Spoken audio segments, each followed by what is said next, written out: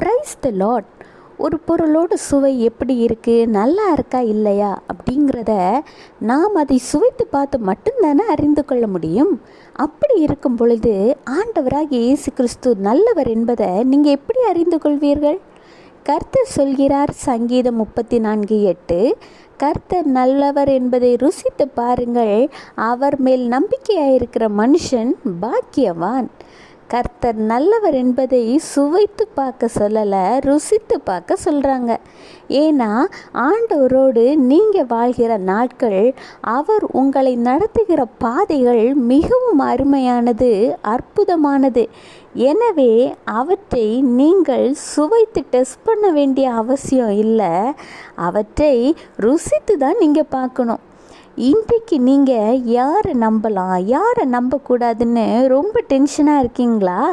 கவலையே படாதீங்க. ஆண்டவராகிய இயேசு கிறிஸ்துவோட அன்பையும் அரவணைப்பையும் அக்கறையையும் முதலில் ருசித்து பாருங்க.